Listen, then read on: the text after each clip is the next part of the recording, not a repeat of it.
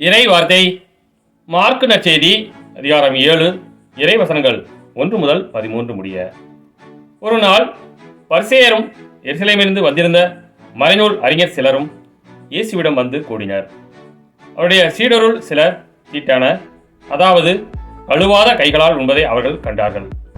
பரிசேயரும், ஏன் யூதர் அனைவருமே தம் மூதாதையர் மரபை பின்பற்றி கையை முறைப்படி கழுவாமல் உண்பதில்லை.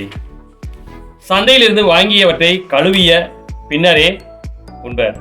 அவ்வாறே கிண்ணங்கள், பரணிகள், செம்புகள் ஆகியவற்றை கழுவுதல் போன்று அவர்கள் கடைபிடிக்க வேண்டிய மரபுகள் இன்னும் பல இருந்தன.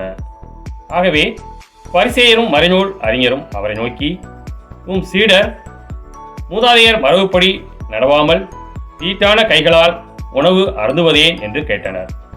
அதற்கு அவர், வெளிவேடக்காரர்களாகிய உங்களை பற்றி எசாயா பொருத்தமாக இறைவார்த்தை உரைத்திருக்கிறார். இம்மக்கள் உதட்டினால் என்னை போற்றுகின்றனர், இவர்கள் உள்ளமோ என்னை விட்டு வெகு தொலையில் இருக்கிறது. மனித கட்டளைகளை கோட்பாடுகளாக கற்பிக்கின்றனர். இவர்கள் என்னை வழிபடுவது வீண் என்று அவர் எழுதியுள்ளார். நீங்கள் கடவுளின் கட்டளைகளை கைவிட்டு மனித மரபை பின்பற்றி வருகிறவர்கள் என்று அவளிடம் கூறினார். மேலும் அவர், உங்கள் மரபை நிலைநாட்ட கடவுளின் கட்டளைகளை வெகு திறமையாக புறக்கணித்து விட்டீர்கள்.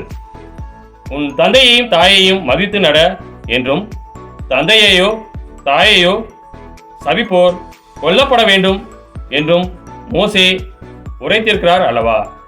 ஆனால் ஒருவர் தம் தாயையோ தந்தையையோ பார்த்து, நான் உமக்கு தர கடமைப்பட்டிருக்கிறது குர்பான் ஆயிற்று, அதாவது கடவுளுக்கு காணிக்கையாற்று என்றால், அதன்பின் அவர் தம் தாய் தந்தைக்கு எந்த உதவியும் செய்ய நீங்கள் அனுமதிப்பதில்லை.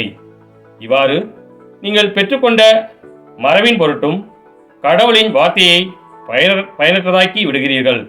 இதுபோல நீங்கள் பலவற்றை செய்கிறீர்கள் என்று அவர்களிடம் கூறினார்.